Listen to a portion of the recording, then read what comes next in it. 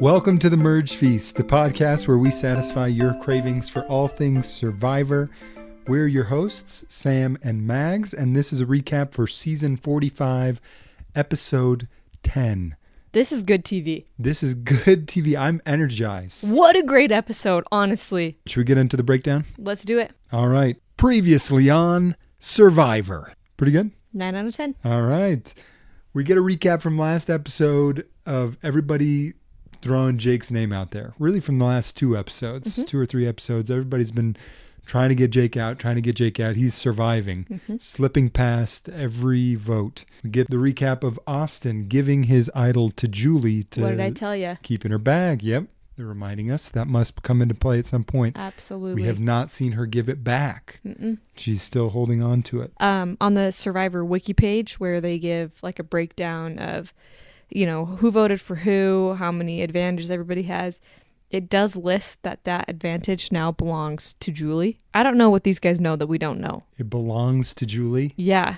So. There's no loan. No. She doesn't have to pay interest. There's no, It none was of a that. gift. All this to say, this is going to come back for some drama, and I called it. Yeah, you did call it. We'll see. Well, we'll see. Before we say that you called it, let's see what happens with it. It'd be really disappointing, though, if she just gives it back to Austin next episode. I don't think it's going to happen. No, there's That no would way. be a bummer. Bruce wins all the immunity challenges. We get a recap of that. And then, of course, Dee, the unstoppable force, making the move to get Kendra out.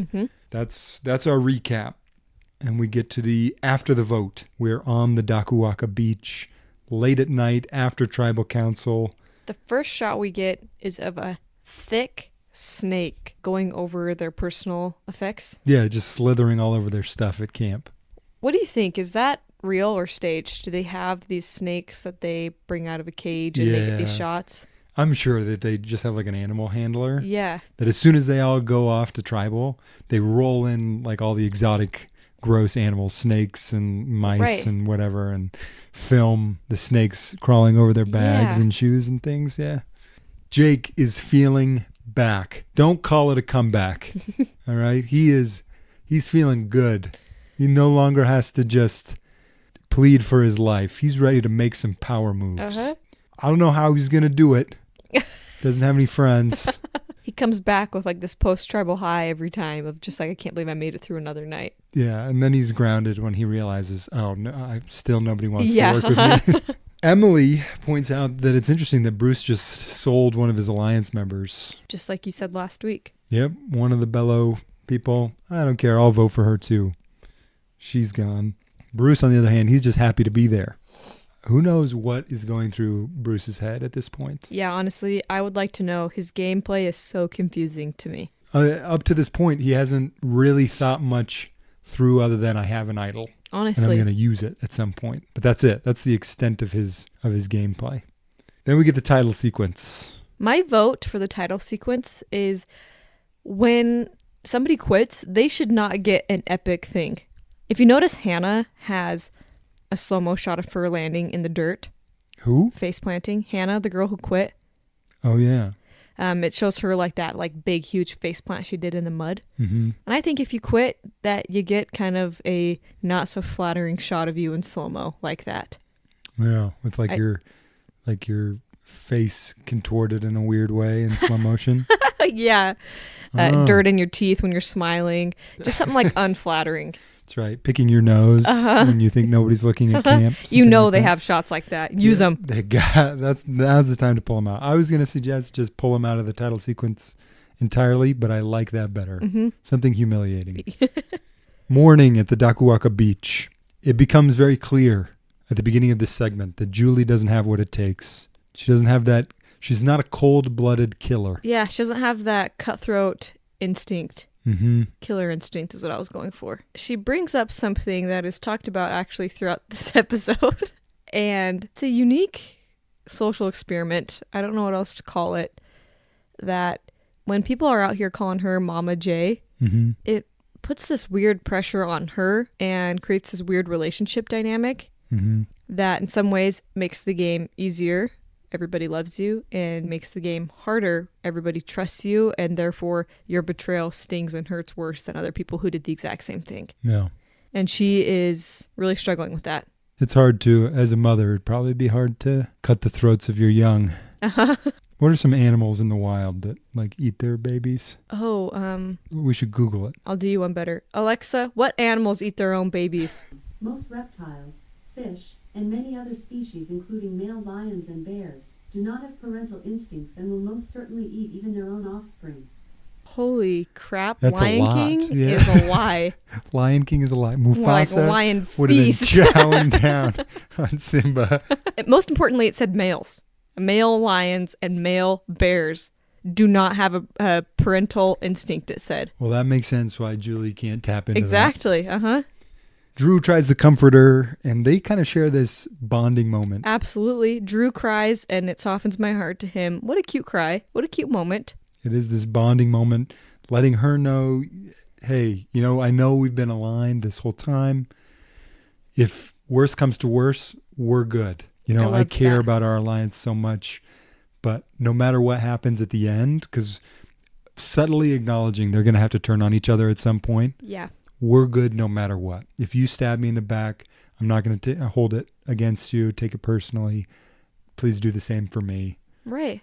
Yeah, kind of an interesting conversation to have. Very, very, very genuine. It's interesting that they're offering that transparency, as in we're going to have to go for each other at some point. And they don't really dive into that too much. They just lightly touch on that. And it's mostly a we're good, a feel good moment. Yeah. In the background. Snuggle cam. Dee and Austin share a quick little snuggle. I missed that. How could you miss that? Must have been reading the subtitles. Yeah, it was just a flash on the screen, but I live for these moments. I was going to say, in the background, the resistance is forming against the Reba Alliance. We have Bruce, Keturah, Emily, and Jake starting to chit-chat amongst themselves about breaking up this Reba Alliance. Right. Because now the numbers are 4-4. 4 Reba Alliance members and 4 of the Misfits. Mm-hmm. How did it get to this point? How could they let it get this far? Yeah, they thought, oh, now we don't have the numbers to make a play. Let's make a play. Honestly. These guys are really stressing me out. I've got some stuff to say about it later. We'll save it. Bruce makes up a pretty good lie, though, in this segment. He shares with Keturah that his idol went home with Kelly when she was blindsided because of the fear of the knowledge is power advantage being in play. So he gave it to her. Everybody knows she was his number one. And she got voted out with it in her pocket, and now he doesn't have an idol. Right. Great lie. Absolutely perfection. Chef's kiss to that. Great lie. Horrible execution of the lie. No. The lie was great. The way he told the lie was great. But then after he tells the lie, then he says to Keturah, that was a lie. Is that what you mean? Yeah. Because I thought he was believable while he was saying it. Oh, yeah. No, he tells the lie. It's great. But the lies don't really work. When you tell somebody I was lying. Exactly. Right after you lie. It's honestly... I've tried it. It reminds me of me buying Christmas presents for people. You buy this fantastic Christmas present, and then you say to that person, I got you a way good present. And I'm planning to keep it a secret, but then as soon as they show a little bit of interest, they're like, oh, really? And I'm like, yeah, do you just want me to tell you what it is? Well, the second he can tell that she bought it, he's way excited. And he's like, all right, fine. That was just a really good lie that I just pulled off. Yeah. Give me the Oscar. It's like now. he wants the instant gratification, just like I do when I buy the gift. That's exactly what happens. He's too excited. He gets caught up. He tells Keturah, of all people, his mortal enemy. He doesn't seem to know that she's his mortal enemy, which is disappointing to me, because she hates him, and always has. He doesn't really seem to have a finger on the pulse. True. For what his tribe mates are thinking about him. Keturah buys it 100%. Oh, absolutely. She believes it hook, line, and sinker. And then as soon as he tells her, did you believe it? She has this, confessional where she's, oh, I didn't believe it for a second. No, we all watched you. Yeah, honey, we saw it. You believed it. You had. She was so mad that her mortal enemy had fooled her. She tried to just switch up to save face. Game on, though. Bruce is lying to people. His worst. We'll talk about it later. Okay. We're just going to talk about everything later. Stay tuned. Yeah. After this segment, though, we go to A reward challenge. Get an early challenge here. Let's do a challenge breakdown. First of all, I do have to say, reward challenge. I love these. One of the many attributes as to why this was such a fantastic episode in my eyes. For this challenge, they are going to race through a series of obstacles and collect a ball along the way. They will then crawl under a net and maneuver a ball through a table maze that is operated by a pulley system. First person to finish wins reward, and not just any old reward. Finally, Jeff took our criticisms about the quality of the rewards personally, it seems. This is a Thanksgiving feast. They've got turkey, they've got mashed potatoes, gravy. What else did they have? I didn't write Forks, it down. plates, and a chair, which is incredible.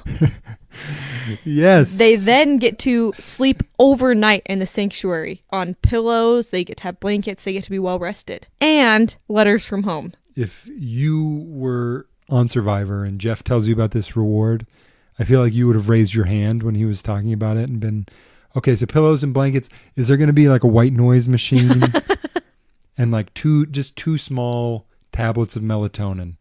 That's all I would need. And then maybe a glass of warm milk. I don't know.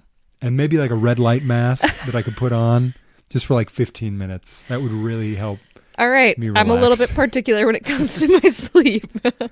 And then if we could just crack the window open to cool down the room a little bit before it started. You're right. I would have said it. I would have said it. On the off chance that I could have got a little bit of melatonin, it would have been worth it. As soon as you had that blanket on you in the sanctuary, you would have been like, it is hot out here. Is it not hot? Are you guys not hot? The faces of the tribe mates when he announces this, unforgettable. They are stunned. They're stunned, and they just like jaws to the floor. There's like a moment of silence after he's announced everything, where instead of cheering, they're all just sitting there shook. I feel like they ordered a bunch of stuff for all the rewards and none of it came on time. Uh-huh.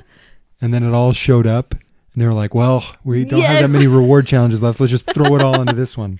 That is so accurate. Like if you won the last challenge, you're like, I shared a chicken on the ground and ate it like an animal. Yeah, with no And these utensils. people get a whole freaking turkey with all the sides and get to sleep there and get a letter from their home. Mm-hmm. Hey, good for them though. They finally get a good reward, and the challenge begins. They are pretty much neck and neck all the way through the challenge. They're jumping over the tables, going through the ropes. Nothing crazy. What was the middle portion of the challenge? I'm trying to remember even. They crawl under a net. They crawl under the big net. Nothing crazy. It's not basically even all muddy. just time filler until they get to the maze. They get to the ball maze, the balancing and everything. I didn't know how else to describe that. You know, I said it's operated by a pulley system. Do you think that describes what we want people to imagine? I think that's a good description. I knew right away, of course, this was going to play to Emily's strengths as a financial analyst. So I called it. Jake, though, has an interesting strategy. Did you notice this? Yeah, it's to pull one string as hard as you can at like a random time. Make the ball bounce out of the maze. He was trying to launch the ball like a catapult. Into space. And then after it orbits a couple of times, it comes back down right into the hole. Bummer he didn't have the time to get it perfected. Honestly, like this just taught me that Jake has no touch. Jake has no touch. I actually like this episode for Jake, though, overall. Me too. So much. He's such a likable guy. Now, please don't hate me, but I have more to say on that later. How long is this podcast going to be? Pretty much it comes down to Austin and Emily. They are going head to head. Both of them have the ball close to the final spot in the maze, just trying to get it locked into that little hole. Yeah. Austin, he just loses it at the last second. It falls off. And Emily is basically by herself. She can take her time. She's able to lock it in. I think that's got to be the best moment when you and somebody else are neck and neck and theirs fails. Mm-hmm. So that allows you so much extra time just to take it slow and be very delicate with it. Yeah, you don't have to rush. You can take a deep breath. Yeah. And you're not feeling pushed into making a mistake. She benefits from that, and she wins the reward challenge. She's immediately overcome by emotion. This was an emotional episode. It was such an emotional episode. The highs were high and the lows were low in this episode, I definitely have to say. It is becoming so apparent that these people are being pushed to their limit. So what is this, day 18? Mm-hmm. They're breaking. They're all at their emotional breaking point, and you can see. Yep. Everybody cried this episode. Emotions were out the wazoo. The emotional wazoo. The second Emily wins, the second she wins, she's shaking, she's crying. It's a big deal. I think she didn't expect to win that. No, she said she didn't expect to win any. I knew she would. She didn't see herself winning that, and so it's a big moment for her. Yeah. She goes over. Jeff says you can pick a few people to be in the sanctuary with you, to come spend the night with you, with the blankets and the pillows, and man, this is the worst. It is the worst because they didn't announce the letters from home until right now. Mm-hmm. So at this point, they were just thinking it was the overnight and the food. When Jeff announces these letters from home, oh my gosh, Jake has the saddest crying face. Some people just have an ugly cry. Have you seen New Girl? And Genslinger is like known for his ugly cry face. Yeah. Some people, it just is not great. Honestly, Emily is one of them. But Jake's crying face, it had me, like, had the tears in my eyes. It was a crying face with shadows of courage, just trying to be brave, fight through it. Exactly. Behind his Wow. eyes. Jake is not chosen to go to the sanctuary, unfortunately. Nope. Emily makes it a girls' night. She elects to bring Julie, Keturah, and Dee in that order. Drew breaks down. He's crying. He's upset. Everybody is. Luckily that Drew is wearing his hat in that Santa Claus way. Mm-hmm. And, you know, if you have a Santa Claus hat on, you've got the little white puffball that is just hanging down by the side of your face. Mm-hmm. Well, that's how Drew is wearing his, so he can reach over and grab his buff to dry his tears. He does that a few times. Perks to the Santa hat buff wearing method, all right? Dries his tears with his buff. Truly. I mean, I didn't think about it, but imagining a sad crying Santa is all I'm thinking of now, and that's a depressing image. After the challenge ends, there's a talking head from Austin. You could tell he's pissed about not winning and not being chosen. He really felt like that was going to be the closest he was going to get to meeting Dee's family, was reading her letters from home. And, I don't know, having an overnight with Dee. That's right. Austin was going to win this. Pick Dee first, and Jeff was going to say, all right, who else are you going to take? And Austin was going to say, nobody. Nobody. I will pass on the other guests. I will not pick anybody else. Can I just not pick somebody? We go to a commercial break and we come back to the sanctuary. Who is this Emily? She's unrecognizable from episode 1 Emily. Oh, absolutely. She's a completely different person. Yeah, that glass of wine really loosened her up. She seemed like fun. I'd hang out with Emily. She just is getting along with everybody. She hasn't lost her critical thinking skills. Yeah. It's just, she's just so much more comfortable and at ease socially. It really highlighted how much she's progressed in those realms. Yeah, the evolution of Emily, incredible. This is a really wholesome moment at the sanctuary. This is just like women building women up. I loved this. They weren't talking like, let's all align together, but they were just like genuinely building each other up. Emily says, I never thought I was going to win this. And they say to her, you are a force. If only you could see yourself the way that we see you. It was such a great moment. The episode only gets better, okay? I'm glad you talked about this idea of the women and their strength, because I have something I want to talk about later. So at this point, Keturah doesn't seem to even care about winning anymore. She's just like on a mission to get Bruce out. So she immediately shares Bruce's secret that he's lying about this whole Kelly getting sent home with his idol thing. Right. Just tells everybody, just so you know, Bruce is lying. He's got no leg to stand on.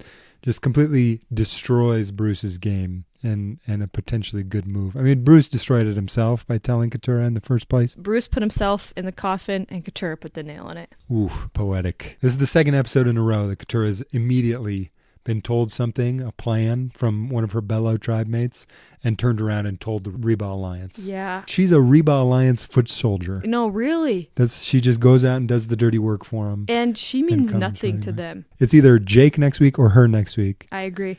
Unless they start turning on each other. You're exactly right. She means nothing to them. We go back to the Dakuaka Beach. Boys' night out. A good old BNO. The fart jokes are in full force. This is really what I imagined it to be like when boys are together alone. You've seen into our inner sanctum. They're talking about farts. Well, what's interesting is they say they haven't really farted since they've been out there. Drew says that, yeah. Most of them would agree to that. It sounded Austin like. said he just hasn't gotten much volume. Yeah. Drew says, I've only had one fart. He remembers the fart that he's had. Yeah, there's a merge feast fart. Yeah. It must have been a really memorable fart. I'll tell you, it's all farts and burps now. But once these boys get laid out under the stars together, that's when it gets deep, you know? They start talking about how they never feel like they'll ever live up to their dad's expectations, and they sometimes feel insecure about not knowing how to put an engine together. Stuff like that. Just manly stuff. Like, oh my goodness. sometimes they're insecure about their ability to cook raw meat on an open fire. Like, I want to see that. I want to see that. once the sun goes down, I'm sure those conversations were had. But we do get this great montage. Before the montage, Jake says, it's the best. Guys being dudes. Guys being dudes. And cue the 70s music and Yeah, the 80s, best montage yeah. maybe ever in Survivor history. This was a Top Gun soundtrack song. Oh, really? By Kenny Loggins, yeah. Well, I've got a breakdown of what a boys' camping trip includes. Okay. Or should I say, what guys being dudes. What does that equate? Starts off with some farting, then some flexing, burping, throwing things at each other, throwing coconuts into the water, chopping coconuts, chopping bamboo, scuba-ing, bro-hugging, fist-bumping, carrying heavy logs, and, quote, talking about food, action movies, and things girls don't want to talk about, end quote. I was a little confused. Why was Austin talking smack on bacon? Yeah. That didn't make any sense. Of all the foods to talk smack about. Pick salad. Yeah, talk smack on lettuce. Yeah. Who even likes lettuce? Bacon's the only thing that makes lettuce edible, to be honest. I honestly loved this montage so much. The music was just icing on the cake. This ended on a freeze frame of Drew flexing. What a moment. Iconic moment in Survivor. I know. It's fun that they're trying these new things with editing. I would agree. You know, I think I enjoy these new segments, and this montage is a fun one. After the montage, Drew gets a part where he's like cleaning the pot on the beach while everybody else is spearfishing. He says, you know, I've never been one of the boys, but I've always observed the boys for science.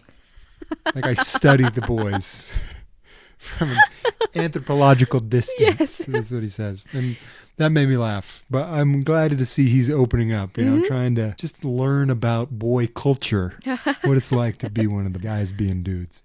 Bruce starts talking strategy during this boys camp out, and he throws out Dee's name to Jake, saying she's a big threat, maybe we could get her out. Jake, on the other hand, he doesn't know who to trust. He likes that idea, but he's kind of iffy on it. They're kind of going back and forth, but seems like maybe Dee could be an option for him. Jake then goes to Drew and says, hey, Bruce is gunning for Dee. By the way, he doesn't have an idol. Yeah. Because it went home with Kelly, and shares that information with Drew. Drew calls him a puppy dog at this point. And this is one of the hard things of this episode. Jake is so like willing to work with people. Yeah. It's so hard to watch someone who is likable. Yep. And trying. Like he's trying so hard. It's not like a lot of the other players. Right. Who have just not played and been voted out.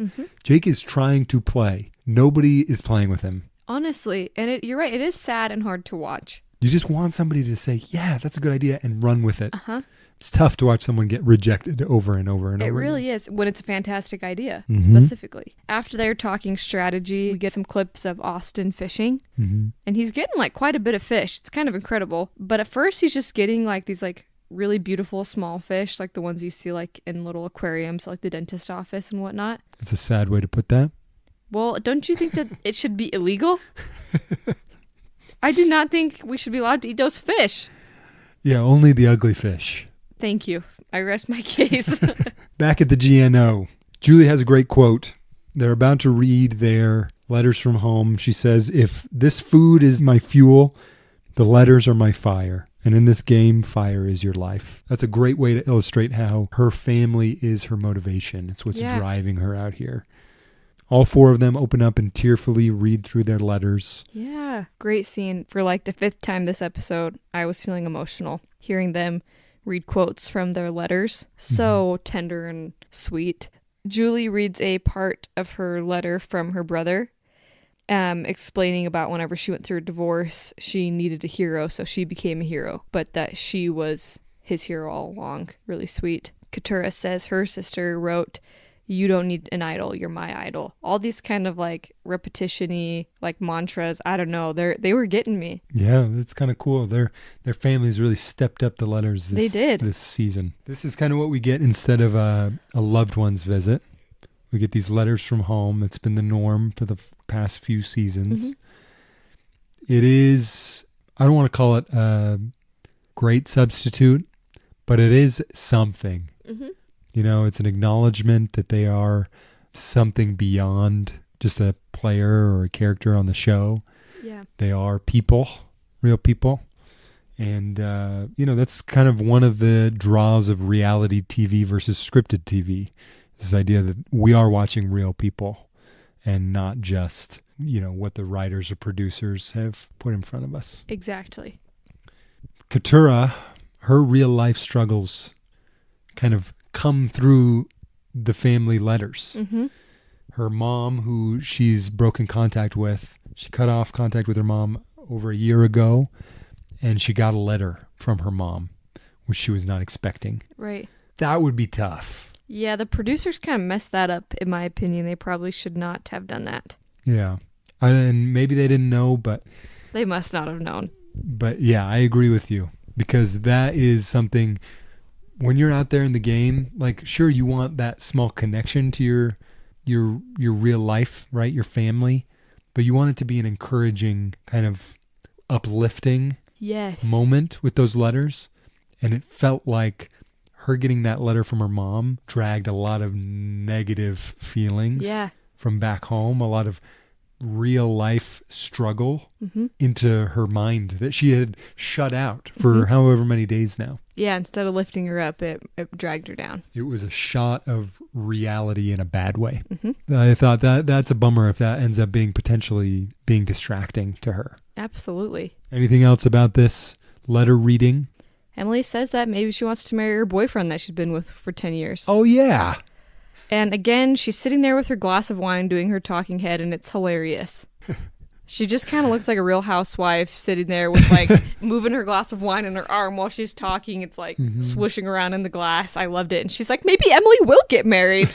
Yeah, no, I thought that was a great moment. She really is changing. That kind of emphasizes my point that I made earlier. She really is changing. Right. Her outlook on life even. And who knows, maybe when the wine wears off and she wakes up the next morning, she's like, oh no, my boyfriend's going to see that. No, she was very clear to put like an asterisk. It'll be interesting. I'm sure that'll come up on the post-season interview circuit. Yeah, for sure. The next morning at the Dakuaka beach, the girls come home. Dee says, we're coming back to our husbands. And I thought, if you were to pair these people up, who would be the pairs? You have Dee and Austin, Julie and Bruce, just based on age. When you get that old, your options are limited. Keturah and either Jake, lawyers. Keturah and Jake are lawyers, and then Drew and Emily. Oh, yeah, the analytical couple. Wow, that was not bad for us matchmaking. We did good with what we had. The strategy talk begins again. Emily goes to Jake and says, hey, just so you know, it seems like they all want to flip on you. Jake immediately says, who, Drew? And Emily says, I mean, yeah, everybody. Yeah. And Jake is like, I can't believe Drew would do this. I can't believe my number one guy, my bro. And this is what I wanted to talk about later. I want to talk about it now. All right. This is the problem with women. Ooh. Here comes my anti-woman. I don't know if we want to hear this from you. We have a utopian society of just guys farting and burping and spearfishing and even cleaning the pot. As soon as the women get back, what do the men do? They start getting mad at each other. The competition begins. It's unbelievable. Drew approaches Jake because Jake has kind of been throwing Drew's name around after hearing all of that. Mm-hmm. And they're both like brushing their teeth with twigs during this conversation, which makes it really hard to watch. Yeah, it's really hilarious. gross. But anyways, Drew, who I really do think is a smart guy and so far a great player, says something so dumb to Jake. Jake says, "Why would you vote me off?" And he says, "You have no allies." Okay, that is not a reason to vote somebody off in this game. Yep. That makes no sense. You're playing a game where you want to vote off everybody who is better than you. Yes. Jake is not better than you, therefore he has no allies. But you know who is better than you? Austin, Emily, Julie. These are people that he needs to be getting out. What game are these guys playing? Drew, Austin, and Julie are playing a different game. I do not know why they cannot take advice from somebody and go against each other at this point. They have to turn on each other now so that only one of them can make it to the final 3. Because if any of those 4 are sitting next to each other, the votes in the jury are getting split. They have the exact same game, the exact same resume. No, you're 100% right. And Drew is so offended. He's almost like he's like a king and one of his subjects is committing treason. Mm-hmm. And that's how he's talking to Jake. It is. In this conversation. Like, of course I would throw your name out there. You're just a serf in this feudal system. I am the Lord. That's how Drew approaches this. And is extra offended when Jake says, okay, the conversation's over. And Drew's like, oh, you want to dismiss me, court jester? He says, you think you're a mobster telling me when the conversation's over? And Jake is great. Jake's like, how am I the mobster? I have no upper hand in this game. I am at the bottom. Yeah. I'm the least powerful person here. Uh-huh. Yeah. All he did was just not let Drew walk over him in that conversation. Yep. All I wrote in my notes here is, in all caps, somebody please work with Jake. I want that so bad. Jake has the idea right. Mm-hmm. He knows, hey, the other people in your alliance are playing a fantastic game. You don't stand a chance. Let's get them out. Mm-hmm. In my opinion, there's nothing honorable about taking other great players with you into the final 3. You will kind of forget some players who towards the end are trying to decide which path they want to go down. Do I want to take goats with me, or do I want to take real threats with me and put myself to the test? Well, maybe I would do that if $5 was on the line. Yeah. $1 million though? Yeah. I don't respect somebody who does that. Yeah. No, show me. Exactly. Show me that you were the boss and that you constructed this game to be exactly what you wanted it to be. Absolutely. I agree with you. That is the better strategy. Did you have anything else about this conversation on the beach before we get to the immunity challenge? No, let's move right along. Okay. We'll take a quick break.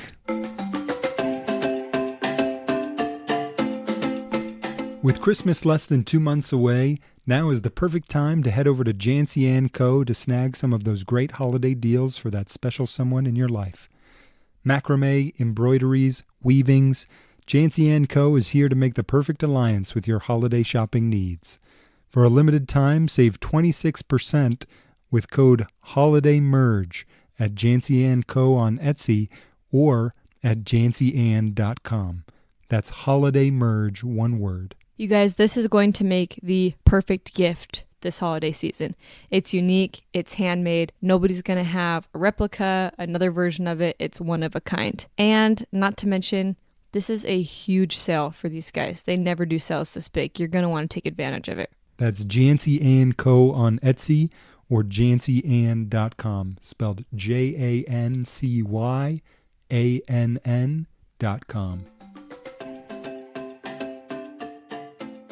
All right, welcome back. Are you ready for a challenge breakdown? I'm ready for it. Let's do it. For this challenge, they are laying down on a steep ramp. Kind of looks like a slide, and it is suspended over water. They are going to hold themselves up by grabbing onto handholds on each side of them. At regular intervals, they have to move down to smaller handholds. Is this a new challenge? It looks like a brand new challenge. I think Katura's face kind of said it all when they got there. She looked at that thing and was like, what the heck is this? I've never seen this before. Yeah, I don't think I've seen this one before either. It's an interesting new endurance challenge. Mm-hmm. I liked it.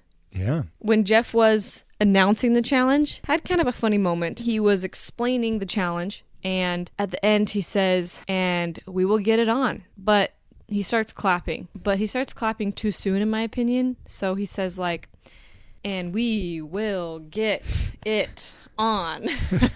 That's a lot of claps. It's too much. I think you're supposed to say, and we will get it on. It was too many claps, but it's like when you start doing this bit too soon, you have to commit to the end. Yeah, and there's no way to shorten that. There's no way to shorten it because you can't stop the clap mid-sentence. And we will get it on. You know what I mean? Like once you start the clapping, you do have to see it through the end of the sentence, but it was way too many words. I think 3 words, 3 claps is pretty good. That's the maximum amount of claps, yeah. Man, how safe do you think Jeff's job is? After that, not very. He's on the hot seat? Yeah. The immunity challenge begins. He's going to get the old Chris Harrison treatment. Get replaced by a football player. Jeff's got to watch out. Really clean it up with the claps. The immunity challenge begins. Seems like it's going to be an arm strength challenge at the beginning here. This is more of a sticky feet challenge. Oh my goodness. I thought the same thing. I was going to ask you, do you think sweaty feet or dry feet are better for this? Depends. On? How sticky is your sweat? If you've got Elmer's glue like sweat, this is a good challenge for you. If your sweat is like, WD-40, you're going to be sliding down that thing pretty quick. I also thought it would be best to be shirtless for this. That's an interesting thought. Because your skin would stick to the back. Yeah, like a pool chair. Exactly.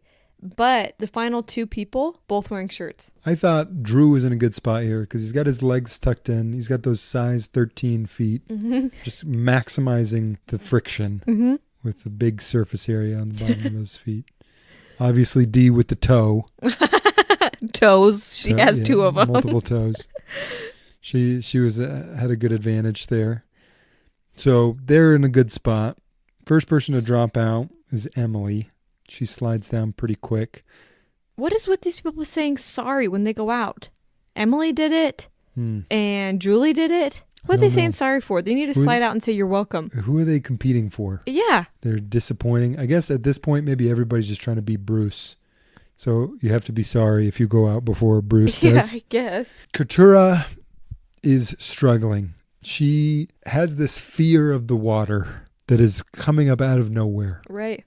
They've done water challenges this season before the merge where they were swimming, they were jumping off of tall things into the ocean, and she hasn't had a problem with it until, for whatever reason before this challenge, she had an immediate fear of sliding off this 3-foot little slide into the water. She's so terrified that it keeps her from being able to compete in the challenge. She ends up dropping out, but she steps off of the board, I guess is what you would call it, and onto the pier rather than sliding off into the water. Yeah. What is going on? I kind of get it. Something just gets in your head and it just gets built up and built up and built up, even though it has no logical explanation. I think just sitting there knowing that eventually she was going to slide into the water with like dead arms from the challenge kind of freaked her out.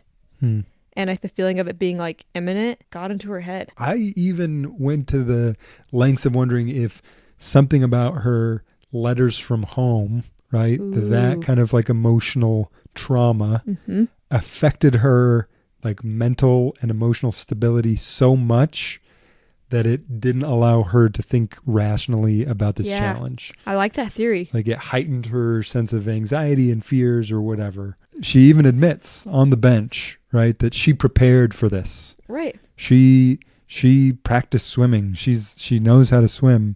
She knew she was going to have to jump in the water at some point during this season.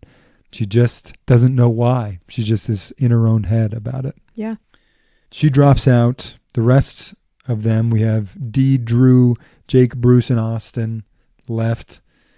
Jeff has this crazy line about, this is like a game at a carnival while you're eating a scone. What in the world? First the clapping, and now this, Jeff. You're on thin ice. Jake bites back. He says, what carnival have you seen this at? That was a good Jake impression. But he doesn't say it like, Jake doesn't say it in a funny way. He's a little bit mad. Yeah, it was a good challenge. You know, I don't always like the contestants challenging Jeff's authority, but this We agreed with it. Jeff deserved this one. We get a shot of everybody's feet. I don't know why they would do this to us. These nasty feet that have not been showered. The toenails are long. Why would they do this to us? We don't need this shot of their feet. Didn't Dee have a pedicure? The work of a pedicure can be undone quickly when you're living outside with no shower.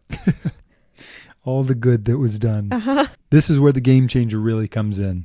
They move down to a smaller handhold, and Jeff says, you are no longer allowed to tuck your feet up and have your feet flat against the board. You have to stick your legs straight out. Yeah. And that's it for everybody, pretty much. As soon as that starts the clock, it becomes solely an arm strength challenge.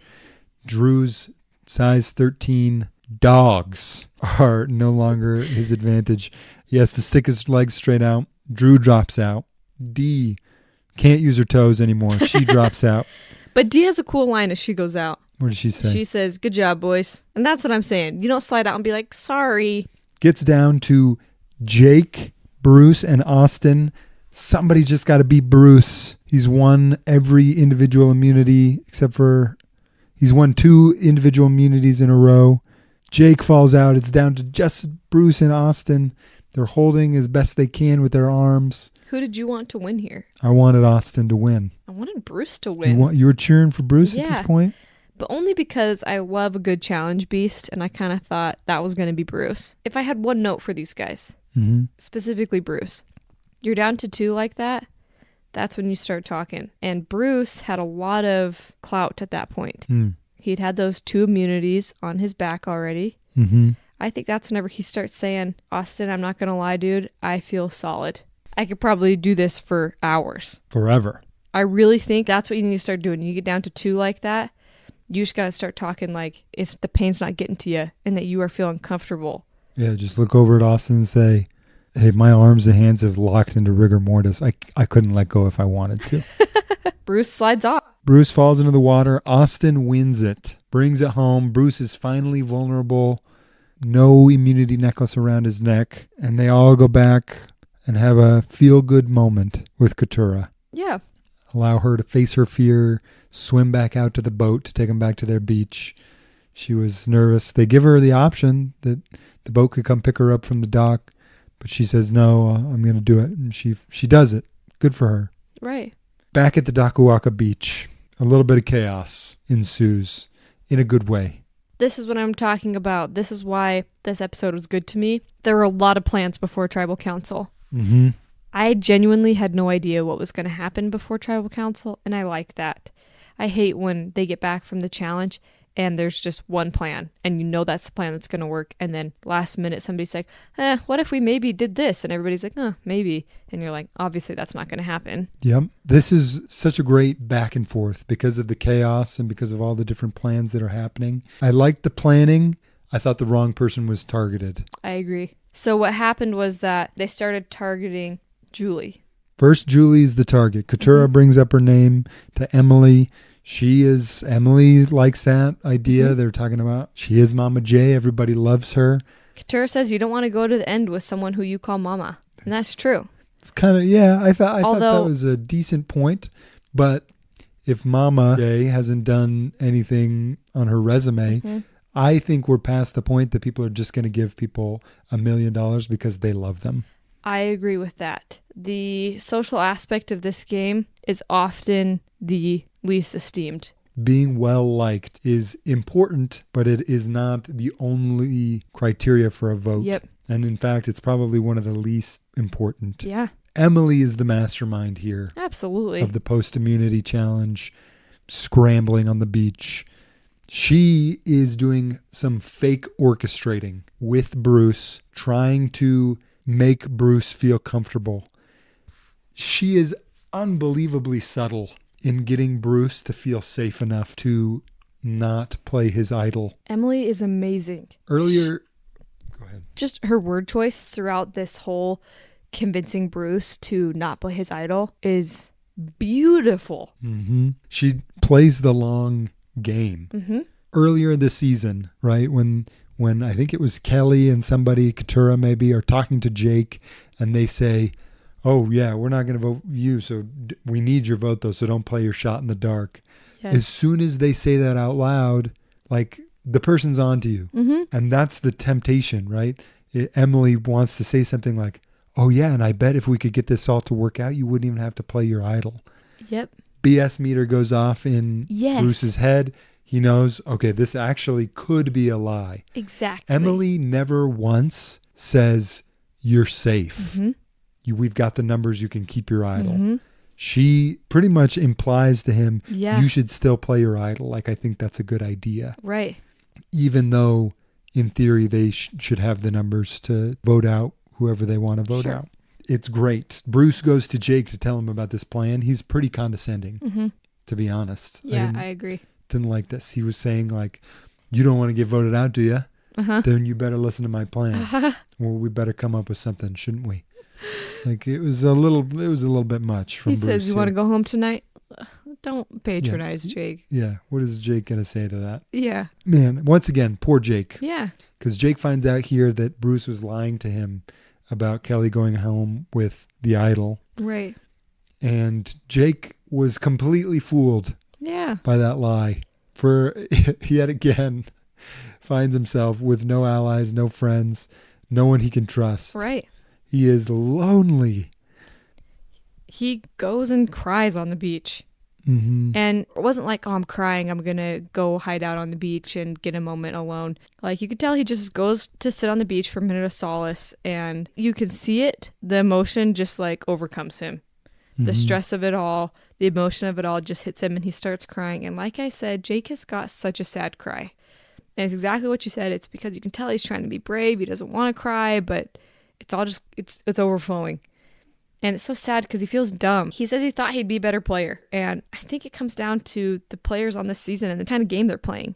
Because I think in another life, he could have been like Zeke. Yeah. He reminds me of Zeke. He wants to do these moves and these blind sides. And I don't think he's dumb. I agree. I'm gonna defend Jake as well. Mm-hmm. I feel like I am absolving him of 90% of the responsibility for his failures in this game, because poor guy got thrown onto the merge beach with his quote-unquote alliance being the Bello tribe. And look who's on that tribe. You have Kelly, who's great, but then you had Bruce. Kelly gets voted out immediately. Right. And then he's left with Bruce, Kendra, and Katurah. Right.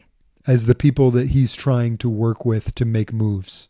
Awful. Probably the worst 3 strategic players since post-merge. Yeah. And Jake is trying to work with them and is going up against a very strong Reba alliance that has pre-existing relationships with Emily. Right. That's tough for Jake. He's trying to make these moves and is trying to work with people who don't know what they're doing. They're just kind of wandering around and bumping into things. I agree. And if we said it once, we've said it a million times, but I just do not understand what the Reba 4 are hoping for here. Like, do they genuinely want to make it to the final 4 together? I think next episode is when we're going to start seeing some movement in the Reba 4 because they have the numbers to do it. It's now 4-3. So they need to start turning on each other while they have the swing votes. Right. I feel like they should have started doing this a while ago.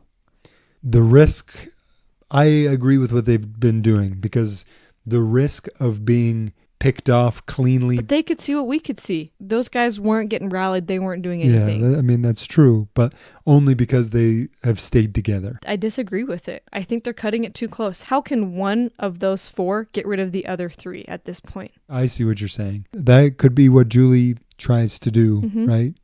Is join with Jake and Emily and Katurah and get out the other 3. The other thing, too, is they all know that they've got idols shared. Like, they have that trust. I mean, if you can just ride that alliance to the final 4 and have a 1 in 4 chance at winning that final immunity challenge, that's not a bad argument either. All right. I've seen a lot of people online who are sick of the Reba alliance, and I think you probably fall into that camp. I'm not sick of them. They make for great TV. Yeah. I just think this was the episode for one of them to wise up. I am more pro Reba alliance.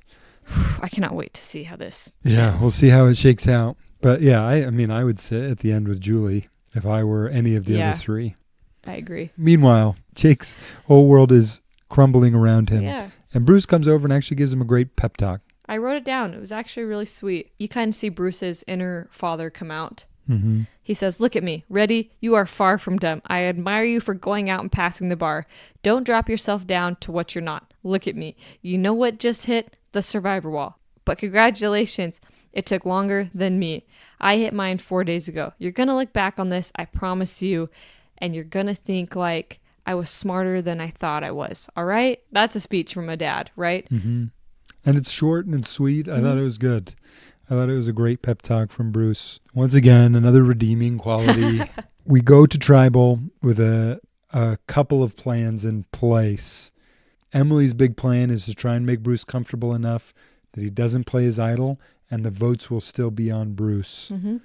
Bruce thinks the plan is that he, Emily, Jake, and Keturah are all voting for Julie. The Reba tribe and everybody else seems like their plan is to put a majority of the votes on Bruce and then have a few votes, 3 votes on Jake. In case Bruce plays his idol, then Jake goes home. Right.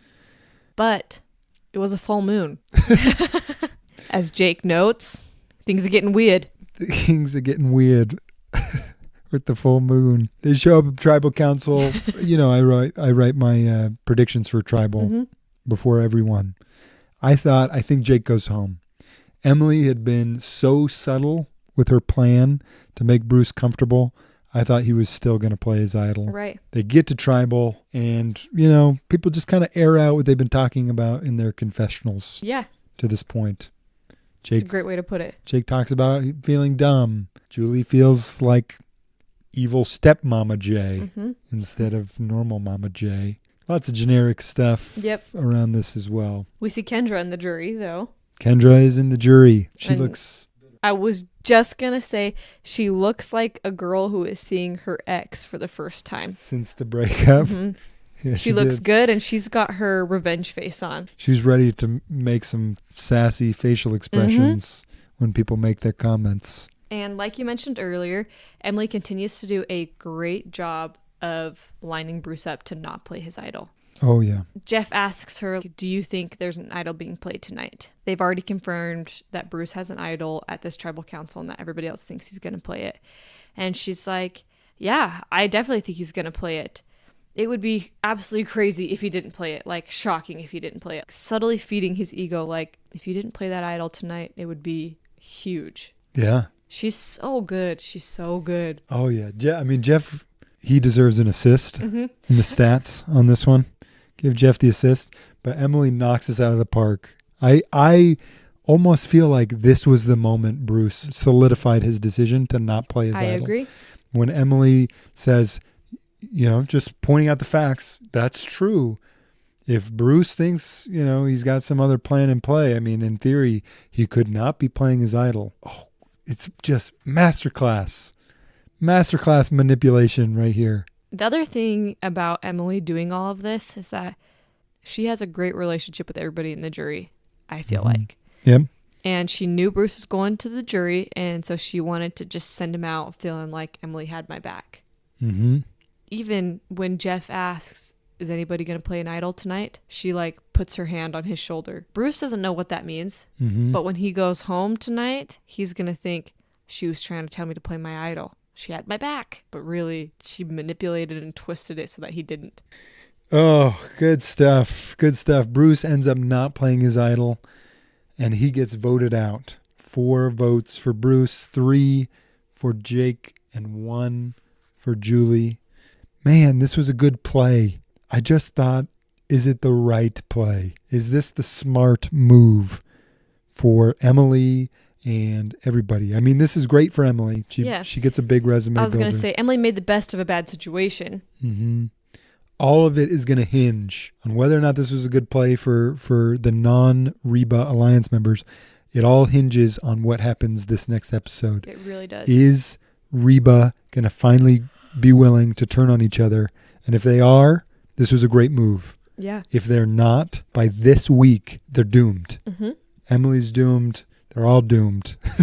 Before we move on to our voting stats, I'll just end with this. I'll miss Bruce. He was good TV. I'm going to miss making fun of him. I mean, it was just great to have a celebrity on the show. All right, now we can get to our voting stats. Dee has 1 vote. Emily, 1 vote. Drew, 2 votes. Julie, 3 votes. And Jake with 7 votes. Ooh. We still have 2 people who remain with 0 votes on them, being Austin and Katura. Jake, though, got 9 lives. Mm-hmm. Can't wait to see the beginning of next episode where Jake gets back and says, "Let's go, I'm playing Survivor." That was a great impression of him. The preview for next week, these guys are just teasing a showmance every preview for next week. They're killing me. They give another tease of it with Dee and Austin, and if it doesn't happen this next episode, I'm going to lose it. What do you mean if it doesn't? What constitutes a happening? Them talking about it? Yes. Okay. I want them to acknowledge it. Okay. I want them to hold hands. I want them to say something in their talking head, say something to the camera. I want a DTR. You need to define. Mm-hmm. Let's get to our best and worst move All of the right. night. I'll start with worst move. Obviously, the worst move is Bruce not playing his idol. I can forgive that, though, because he was trying to make a big play. Finally, Bruce was trying. It was the wrong play, but it was an attempt at making a big play. Yeah. Extending his idol another day. Mm-hmm. And to look even deeper on that, maybe one of his worst moves was not following through with his lie to Katura and making that lie for everybody. Yep. And then just playing the idol. And that would have shook everybody. Absolutely. Honorable mention for worst move has got to be Bruce, Emily, Katura, and Jake not coming together to vote out Drew, Dee, or Julie. Yep. I mean, that's what should have happened. They had the Reba Alliance ready and willing to split their vote. They could have still flushed Bruce's idol by telling him, by casting some doubt on it, and voted out one of the Reba Alliance members. It could have been a win-win, rid of Bruce's idol and getting out one of the Reba Alliance members. Totally. I agree with that. For the best move, I think it was Emily making Bruce feel comfy enough to not play his idol. Amazing. Let's get to our mailbag. The mailbag question for last week was, who do you think is going to win Survivor? Our first submission was from McCall from Draper. McCall says, "I honestly thought Emily was going to win for a while there, but I don't know if I see that happening anymore. And at this point, I'm scared it's going to be Bruce. But if Austin keeps playing his cards right and flying under the radar, he will be the one. Thank you, McCall." Truman in Orem says, "Right now, Austin is looking like the winner. He's got everything going for him, and no one seems to dislike him. Somebody might even love him." Some good wordplay there.